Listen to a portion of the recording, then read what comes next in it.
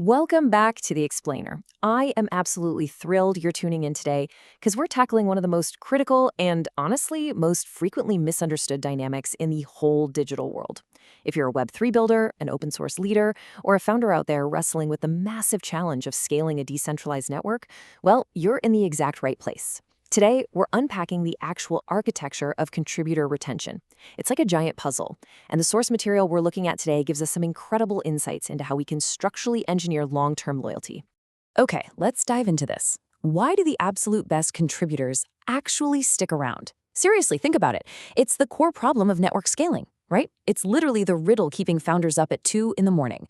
Look, anyone can generate initial hype. Anyone can get a quick flurry of first-time participants just by throwing incentives into the wind. But the real test, the ultimate test of a network's survival, is retention.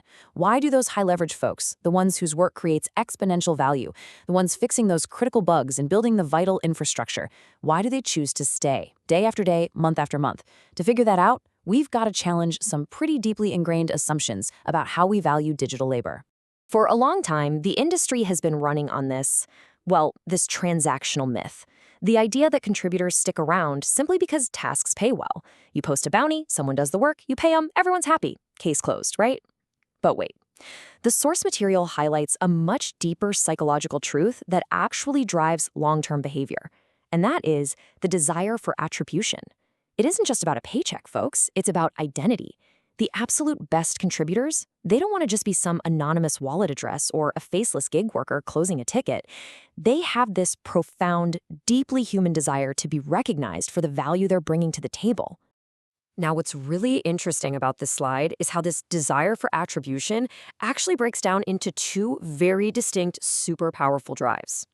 We're seeing that builders are driven by impact and legacy, way more than just transactional rewards. First up, they want to see their work matter. They need to know that the lines of code they wrote or the community they're managing is actually moving the needle for the project. And second, and this is absolutely crucial, they want a real stake in what they're building. A paycheck, that's temporary, but a stake is permanent. That stake could mean earning governance tokens, holding equity, or just building a rock-solid, verifiable on-chain reputation. Having a stake means that if the network blows up and thrives because of their hard work, they thrive right alongside it. They literally transform from being hired help into true stakeholders. So, how do we actually do this? Well, this brings us to an incredibly powerful real-world application from our source material, the project Codatta. Codatta is an absolute masterclass case study in how to operationalize these exact psychological drivers. They don't just get that contributors need to get paid, they realize contributors need a fundamentally different structural relationship with the platform itself. It's an approach to retention that's literally baked right into the platform's DNA, totally changing the game for how builders interact with the ecosystem. Let's move to and see how this builds, because the source material lays out this highly specific 3-step blueprint. And let me tell you, this isn't just a payment plan. It's a structural formula for loyalty. Step 1, they get named. Now, this isn't just a virtual pat on the back. It ties their hard work permanently to their identity, fully satisfying that deep desire for attribution we just talked about. Step 2, they get ownership. This totally bridges the gap between just doing gig work and actually having a real stake in the architecture. It turns a one-off task into a long-term investment. And finally, step 3, they get upside as adoption grows. As the network expands, their reward isn't just sitting there static. It scales up proportionally with the success of the very network they're helping build. It's brilliant. It takes the psychological needs of the builder and just engineers them into a tangible, step-by-step retention machine. And that brings us to a really powerful crystallization of everything we've been unpacking today.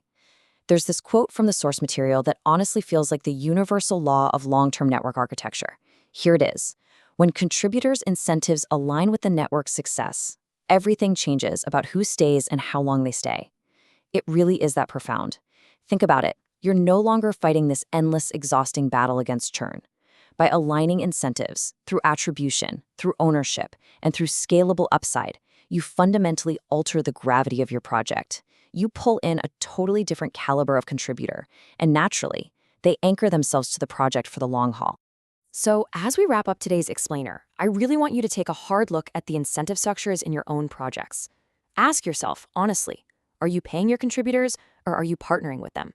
Because as we've seen today, a paycheck might get a single task done, but true partnership, the kind built on real attribution and real ownership, is the only way to build a network that actually lasts.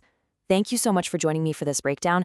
Keep building, keep analyzing those structures, and I'll see you in the next explainer.